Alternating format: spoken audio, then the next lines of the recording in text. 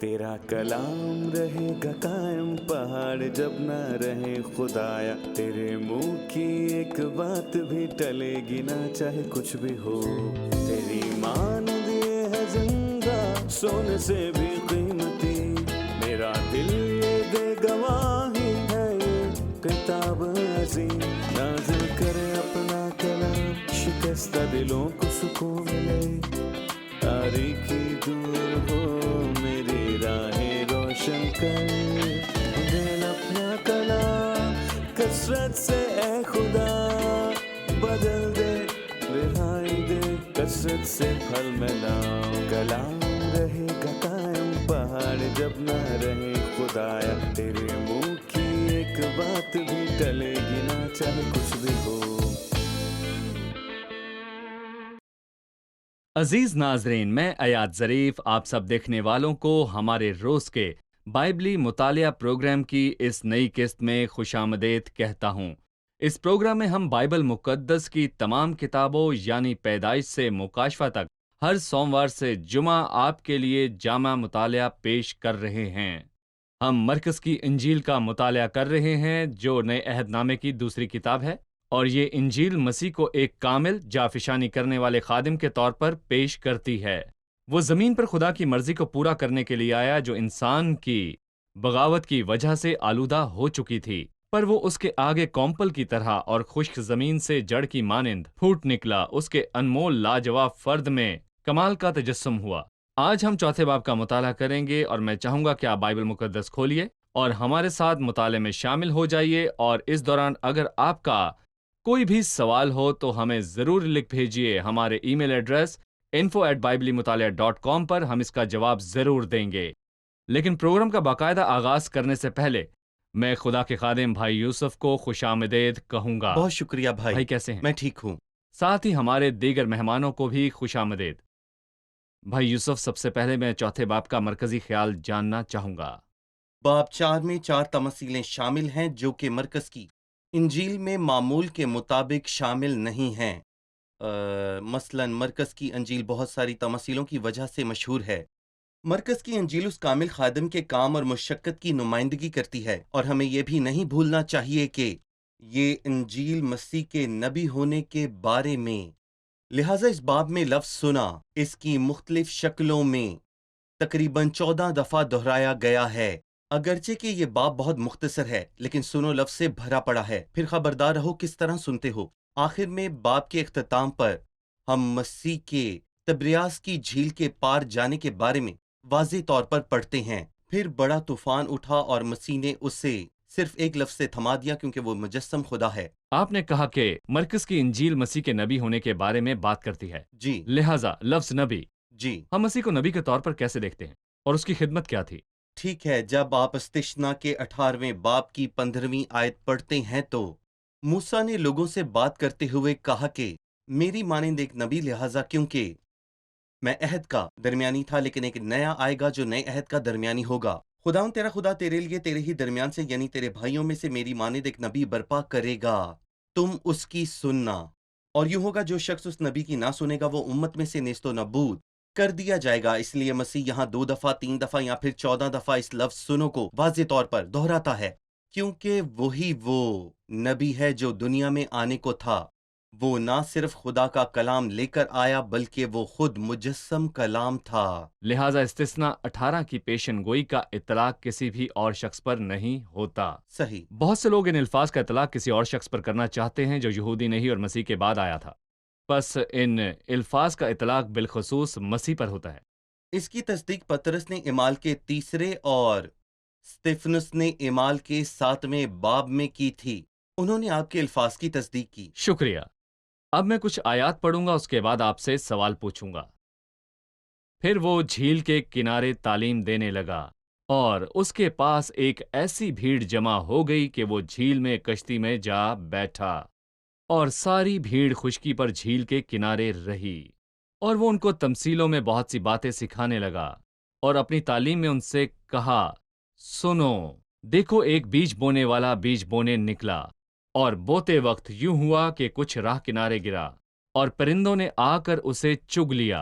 اور کچھ پتھریلی زمین پر گرا جہاں اسے بہت مٹی نہ ملی، اور گہری مٹی نہ ملنے کے سبب سے جلد اگ آیا، اور جب سورج نکلا تو جل گیا، اور جڑ نہ ہونے کے سبب سے سوکھ گیا۔ اور کچھ جھاڑیوں میں گرا اور جھاڑیوں نے بڑھ کر اسے دبا لیا اور وہ پھل نہ لایا۔ اور کچھ اچھی زمین پر گرا اور وہ اگا اور بڑھ کر پھلا، اور کوئی 30 گنا، کوئی 60 گنا، کوئی 100 گنا پھل لایا۔ پھر اس نے کہا، جس کے سننے کے کان ہو وہ سن لے۔ لہٰذا ابتدا میں مسیح تمثیلوں میں کیوں بات کرتا تھا؟ وہ لوگوں سے بات کرتے ہوئے تمثیلیں کیوں استعمال کرتا تھا؟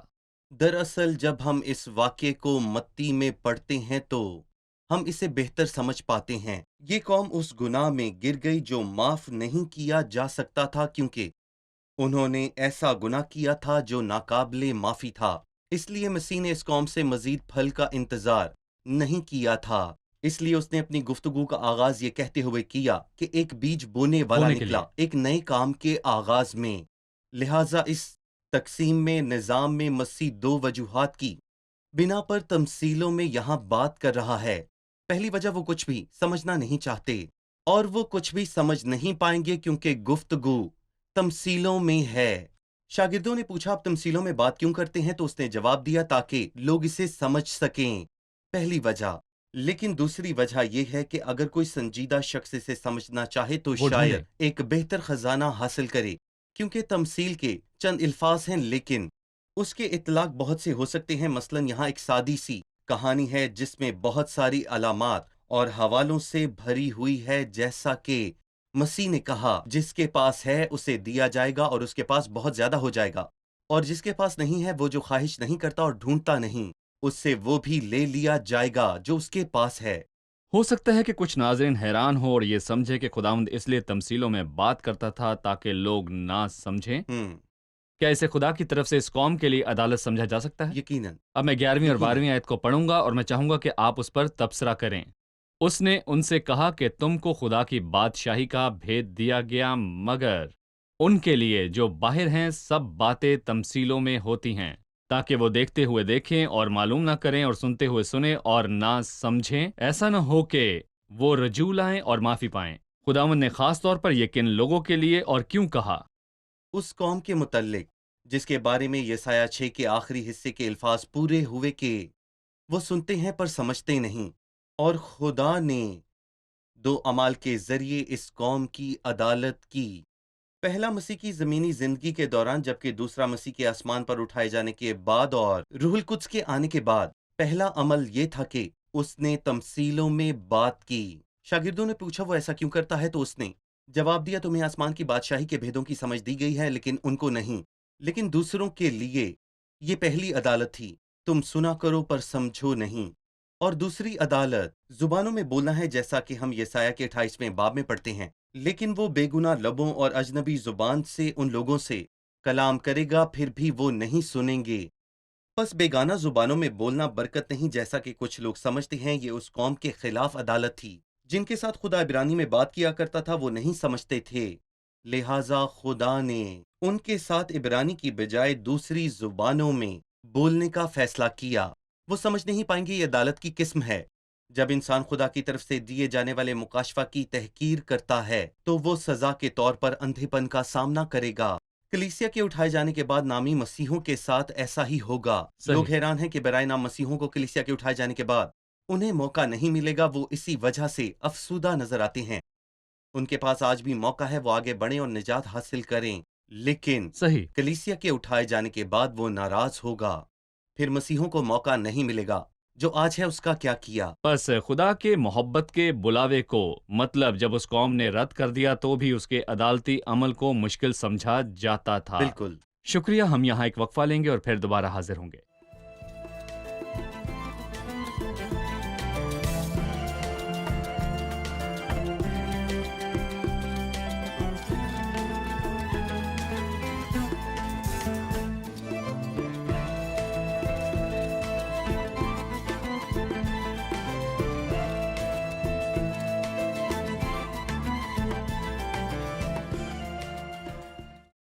چوتھے باب کی 10ویں آیت میں لکھا ہے، جب وہ اکیلا رہ گیا تو उसके साथियों ने उन 12 समेत उनसे इन तमसीलों की बाबत पूछा। उसने उनसे कहा कि तुमको खुदा की बादशाही का भेद दिया गया, लिहाजा खुदा की बादशाही का भेद क्या है? जी भाई। खुदा की बादशाही का भेद, जिसे मत्ती के 13वें बाब में आसमान की बादशाही का भेद कहा गया, जिसके 3 पहलू हैं। बेशक ये उस बादशाही की छवि है जो पुराने अहदनामे में नहीं थी। लिहाजा मत्ती के 13वें बाब में वो कहता है कि मैं उन बातों को जाहिर करूंगा जो बिनाए आलम से पोशीदा रही हैं। और दूसरा पहलू ये है, लफ्ज बादशाही, जिस खेत की वो बात करता है वो बस इसराइल नहीं है बल्कि वो पूरी दुनिया की बात करता है। और इसका तीसरा पहलू बर्दाश्त है। फसल की कटाई तक गेहूं और कड़वे दानों को इकट्ठा बढ़ने दो। बेशक यहाँ ये बादशाही की अलामत है, जैसे कि हम पुराने अहदनामे में देखते हैं शरीरों की अदालत फौरन की गई थी, फिर भी यहाँ फसल की कटाई तक दोनों को इकट्ठा बढ़ने दिया। बस तीनों पहलुओं का भेद यह है कि बादशाह दूर है, उसकी हद पूरी दुनिया है, इसमें सिर्फ इसराइल शामिल नहीं है। और तीसरा पहलू, खुदा सब्र करता है और शरीरों की अदालत फौरन नहीं करता। सही। बोने वाले की तमसील से हमने सीखा कि मुख्तलिफ किस्म की जमीन है। जी बेशक अच्छी जमीन वो है जिस पर बीज गिरा सही, और वो बहुत सा फल लाई। सवाल ये है कि अगर जमीन बिल्कुल। इंसान के दिल की हालतों के बारे में बात करती है तो क्या कोई ऐसा शख्स है जिसका दिल फितरी तौर पर अच्छी जमीन को बयान करता हो? नहीं, ऐसा कोई दिल नहीं, क्योंकि दिल सब चीजों से ज्यादा हीलेबाज और लाइलाज है। फिर भी मसलन यिर्मयाह के 4 बाब की 3री आयत में लिखा है, अपनी उफ्तादा जमीन पर हल चलाओ और कांटों में तुखम जरी ना करो, जिसका मतलब है कि मट्टी पर काम करना, जमीन पर काम करना। एक किसान आसानी से इसे जानता है, किसी ने उसे तालीम नहीं दी कि वो कैसे बोले और कैसे सीखे। वो स्कूल नहीं जाता, वो जमीन पर हल को चलाता है और कांटों और पत्थरों को जमीन से निकाल देता है। खुदा एक इंसान से यही कहना चाहता है, मेरा दिल दूसरे इंसानों की तरह फितरी तौर पर नापाक है और मैं क्या करूंगा? मैं खुदा से दुआ करूंगा जैसे कि दाऊद ने की और कहा कि मेरे अंदर पाक दिल पैदा कर। इसका मतलब ये चीज पहले मौजूद नहीं थी। मेरा दिल दूसरे इंसानों की तरह फितरी तौर पर नापाक है, लेकिन ईमाल 15 के मुताबिक खुदा जो ईमान के वसीले उनके दिल ईमान के को वसीले पाक दिल करता पाक है। होना। शुक्रिया। अगली तमसील 21वीं आयत से 25वीं आयत में दर्ज है। और उसने उनसे कहा, क्या चिराग इसलिए लाते हैं कि पैमाना या पलंग के नीचे रखा जाए? क्या इसलिए नहीं कि चिराग दान पर रखा जाए? क्योंकि कोई चीज छुपी नहीं, मगर इसलिए कि जाहिर हो जाए, और पोशीदा नहीं हुई मगर इसलिए कि ज़हूर में आए। अगर किसी के सुनने के कान हो तो सुन ले। इन बातों से क्या मुराद है? चिराग मेरी और आपकी तरफ इशारा करता है। खुदा ने ईमानदारों से कहा कि तुम दुनिया का नूर हो, जिनसे पालूस ने फिलिपियों के 2 बाब की 15वीं आयत में कहा, तुम दुनिया के चिरागों की तरह दिखाई देते हो। तो फिर हम जिम्मेदार हैं। दर हकीकत ये फजल है, क्योंकि हमें फजल ही से निजात मिली है। लेकिन क्या हम जिम्मेदार हैं? जी हाँ हैं। लेकिन हमारी जिम्मेदारी क्या है? बदनसीबों के लिए नूर बनना। जब हमारी रोशनी चमकती है तो फिर हम उस जिम्मेदारी को पूरा कर रहे हैं जो यीशु मसीह ने हमारे कंधों पर रखी है। इसलिए 2 चीजों से उसने हमें खबरदार किया, पहला पैमाना और पलंग। ये किन की तरफ इशारा करते हैं? पहली चीज ये है कि अगर आप चिराग पैमाने के नीचे रखें तो उसकी रोशनी नहीं रहेगी, या अगर आप उसे पलंग के नीचे रखें तो भी रोशनी नहीं रहेगी। ये किसकी तरफ इशारा है? ये तजारती लेन देन की तरफ इशारा है। कुछ लोग बहुत सी मसरूफियात की वजह से अपने आप को नूर नहीं बनाते। हम इसकी मिसाल लूत और ईमानदार अब्राहम के जरिए जान सकते हैं। उसमें और हमारे बाप अब्राहम में क्या फर्क है? वो अपनी दौलत और भेड़ों की फिक्र में बहुत मसरूफ था और वो गरीब हो गया, कुछ खो दिया। हमारी जिम्मेदारी ये है कि हम चिराग को पैमाने के नीचे ना रखें, ना ही पलंग के नीचे, जो सुस्ती और आराम की एक तस्वीर है। इसकी मिसाल एक बुजुर्ग बाप अब्राहम के बाप तारा में हम देख सकते हैं। उसके भतीजे ने चिराग पैमाने के नीचे रखा और तारा ने चिराग को पलंग के नीचे रखा, क्योंकि वो सुस्त था। पर अब्राहम ने चिराग को चिरागदान में रखा और आज तक उसकी याद ईमानदारों के दिलों को ताज़ा करती है। ठीक है, शुक्रिया। 24वीं आयत में हमें एक कानून मिलता है। پھر اس نے ان سے کہا کہ خبردار رہو کہ کیا سنتے ہو، جس پیمانے سے تم ناپتے ہو اسی سے تمہارے لیے ناپا جائے گا اور تم کو زیادہ دیا جائے گا۔ سلوک کرنے کے حوالے سے معیار، یہ ہمیں کس کے خلاف انتباہ اور کس کے بارے میں حوصلہ دیتے ہیں؟ ٹھیک ہے، گویا کہ وہ ہمیں فطرت کے قانون کے بارے میں بتاتا ہے، یا جو کچھ غلطیوں کے چھٹے باب میں لکھا ہے، آدمی جو کچھ بوتا ہے وہی کاٹتا ہے۔ کیا یہ حصول حوصلہ دیتا ہے یا خوف زدہ کرتا ہے؟ دراصل جیسا کہ آپ نے کہا، دونوں دیتا ہے۔ اگر آپ بدعنوانی، جرم اور برائی کو بوتے ہیں، جو لوگ بدی بوتے ہیں بدی ہی کاٹیں گے۔ اگر آپ اچھی چیزیں بوتے ہیں اور جو روح کے لیے بوتا ہے وہ روح سے ہمیشہ کی زندگی کی فصل کاٹے گا۔ اسی اصول کا اطلاق یہاں بھی ہوتا ہے، جس پیمانے سے تم ناپتے ہو اسی سے تمہارے لیے ناپا جائے گا۔ اگر میں ایماندار نہیں رہا اور چھوٹا پیمانہ استعمال کرتا ہوں تو جب دوسرے مجھے دیکھیں گے وہ بھی مجھے دینے کے لیے چھوٹا پیمانہ استعمال کریں گے۔ پیمانے کے مطابق جیسا میں دوسروں کے لیے استعمال کرتا ہوں وہی پیمانہ میرے لیے استعمال ہوگا۔ ٹھیک ہے، شکریہ۔ 26ویں آیت سے 29ویں آیت میں تمثیل بیج بڑھنے کے بارے میں ہے، اور اس نے کہا خدا کی بادشاہی ایسی ہے جیسے کوئی آدمی زمین میں بیج ڈالے اور رات کو سوئے اور دن کو جاگے، اور وہ بیج اس طرح اگے اور بڑھے کہ وہ نہ جانے۔ زمین آپ سے آپ پھل لاتی ہے، پہلے پتی، پھر بالیں، پھر بالوں میں تیار دانے، پھر جب اناج پک چکا تو وہ فی الفور درانتی لگاتا ہے کیونکہ کاٹنے کا وقت آن پہنچا۔ بھائی یوسف، میں یہاں پر آپ سے یہ پوچھنا چاہوں گا کہ کیا یہ صرف ایک تمثیل ہے یا اس سے کچھ اور بھی مراد ہے؟ بے شک یہ ایسی تمثیل ہے جو بہت کچھ سکھاتی ہے۔ یہاں بیج کو بونے والے شخص سے مراد خدا کا بیٹا ہے، جیسا کہ ہم نے پہلی تمثیل میں سیکھا، جس پر مسیح نے کہا کیا تم بیج بونے والی تمثیل سے نہیں سمجھے؟ پھر تم سب تمثیلوں کو کیوں کر سمجھو گے؟ یہاں ہم ایک اور بونے والے کے بارے میں پڑھتے ہیں۔ وہ کون ہے؟ وہ مسیح ہے۔ لکھا ہے زمین پر گرنے والا بیج پہلے عام ہے، یہ پہلا قدم ہے۔ پھر دوسرا قدم، وہ بیج اگتا اور بڑھتا لیکن وہ نہیں جانتے کہ کیسے۔ پھر تیسرا قدم، جب اناج پک جاتا ہے۔ یہ 3 قدم بونا، بڑھنا اور پھر پکنا ہے۔ ماضی میں یہ بویا گیا اور جب حال میں یہ اگتا اور بڑھتا ہے اور مستقبل میں یہ اچھی طرح پک جائے گا۔ یا جیسا کہ پالوس رسول کہتا ہے کہ میں نے درخت لگایا اور اپلس نے پانی دیا مگر بڑھایا خدا نے۔ پس نہ لگانے والا کچھ چیز ہے نہ پانی دینے والا مگر خدا جو بڑھانے والا ہے۔ بونے والے کے بارے میں لکھا ہے کہ وہ رات کو سوتا اور دن کو جاگتا ہے۔ کیا مسیح سوتا ہے؟ مسیح نہیں سوتا، لیکن وہ مارا گیا۔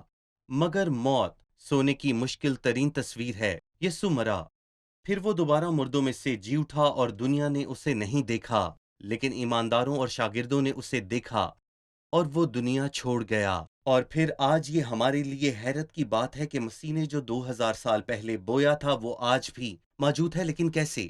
وہ نہیں جانتے کیسے۔ جیسے زمین خود بخود پیدا کرتی ہے، وہ پھل لاتی ہے، بیج میں زندگی ہے۔ خدا کا کلام زندہ اور متحرک ہے، لہٰذا وہ کام جو مسیح نے شروع کیا تھا پھر اسے رسولوں نے جاری رکھا، وہ آج بھی موجود ہے۔ اور میں یہاں پر یہ بھی کہوں گا کہ حالانکہ برتن کمزور ہیں، میں اور آپ کتنے کمزور ہیں، لیکن خدا کا شکر ہے کہ پھل موجود ہے اور بہت جلد فصل کی کٹائی ہوگی۔ اور مبارک ہیں وہ جو اچھا پھل تھے اور کڑوے دانوں پر افسوس جن کی کوئی قدر نہیں۔ شکریہ بھائی، یہاں ہم ایک وقفہ لیں گے اور پھر دوبارہ حاضر ہوں گے۔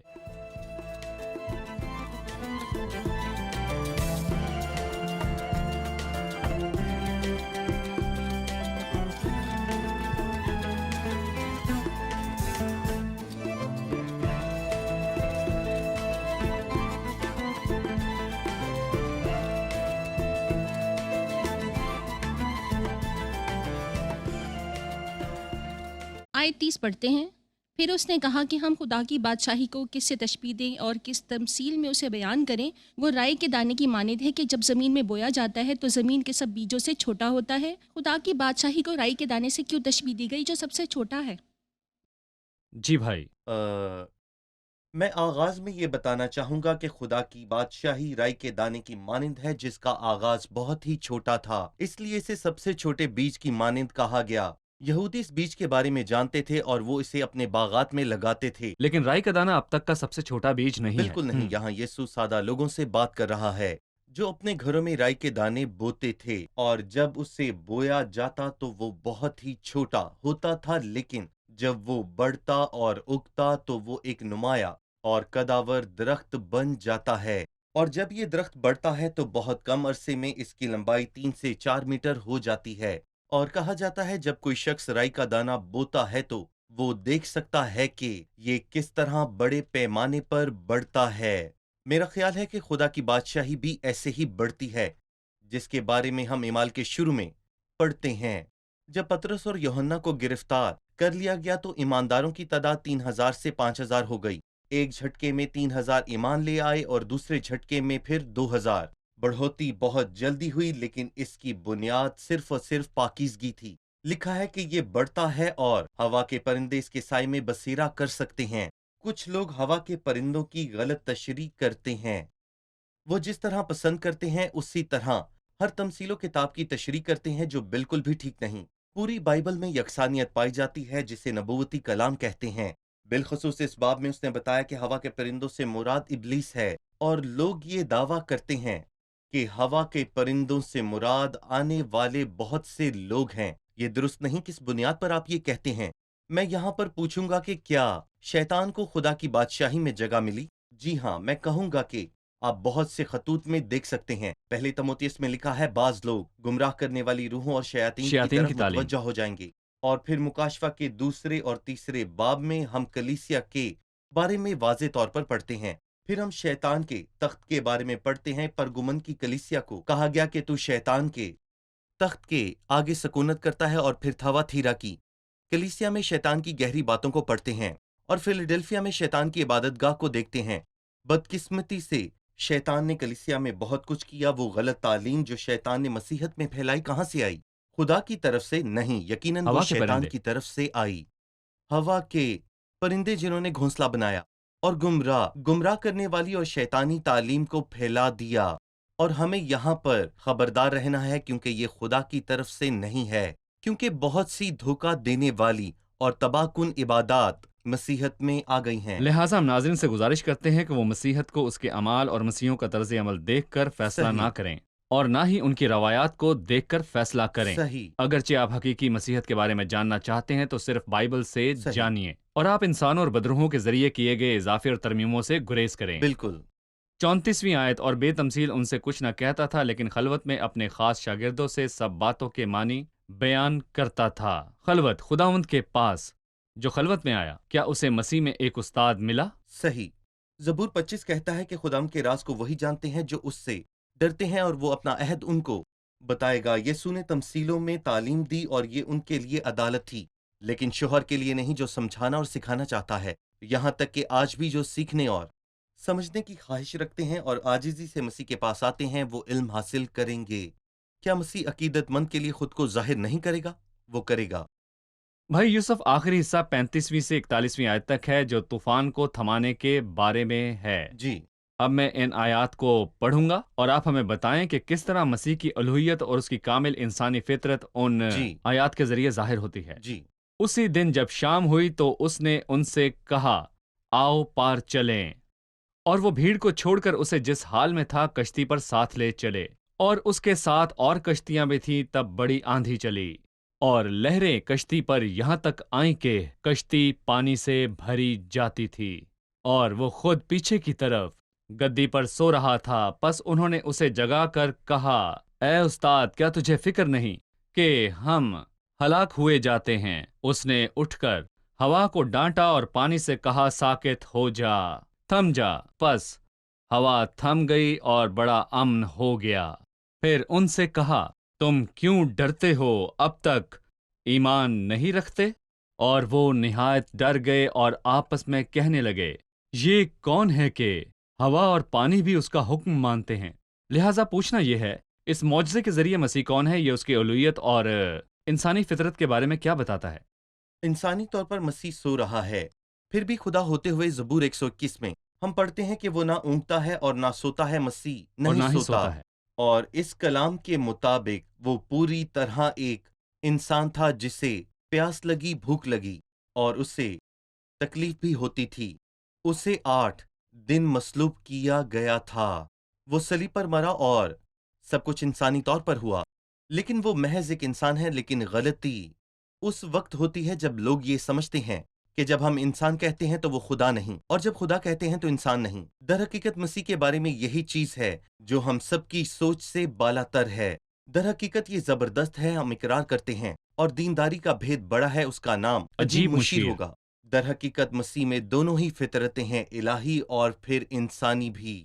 شاید ہمارے پاس جو یہاں پر تصویر ہے وہ اس بارے میں نہایت حیرت انگیز اور واضح تصویر ہے، جیسے ساکت ہو، تھم جا اور بڑا امن ہو گیا۔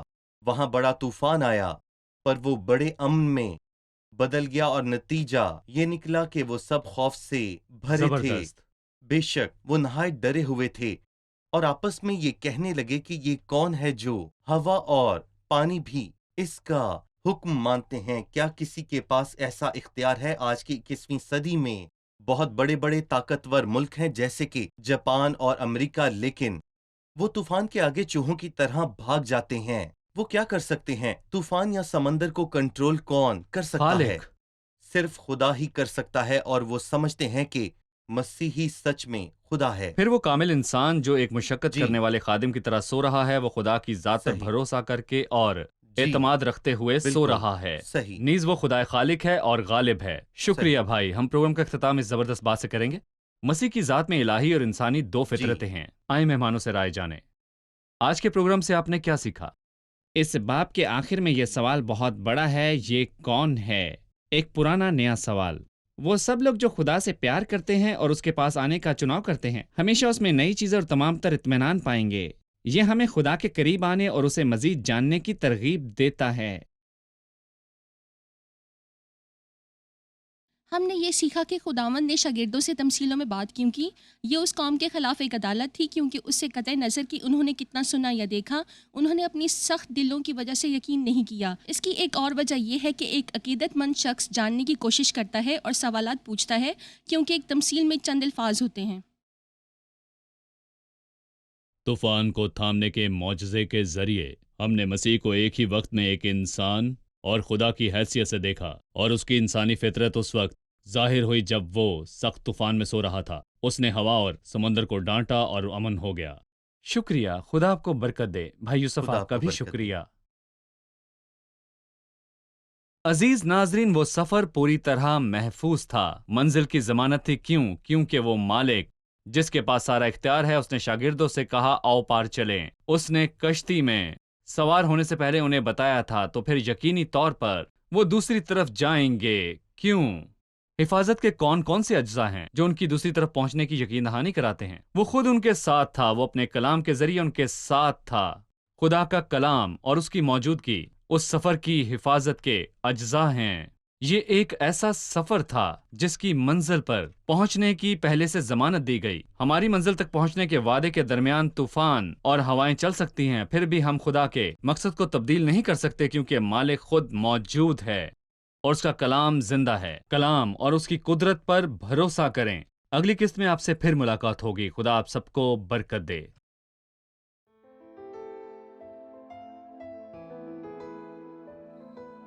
تیرا کلام رہے گا قائم، پہاڑ جب نہ رہے خدایا، تیرے منہ کی ایک بات بھی ٹلے گی نہ، چاہے کچھ بھی ہو۔ تیری مانند یہ ہے زندہ، سونے سے بھی قیمتی، میرا دل یہ دے گواہی ہے، یہ کتاب عظیم نازل کرے اپنا کلام، شکستہ دلوں کو سکون ملے، تاریکی دور ہو میری راہیں روشن کر، دل اپنا کلام کثرت سے اے خدا بدل دے، رہائی دے کثرت سے پھل ملاؤ۔ کلام رہے گا قائم، پہاڑ جب نہ رہے خدایا، تیرے منہ کی ایک بات بھی ٹلے گی نہ، چاہے کچھ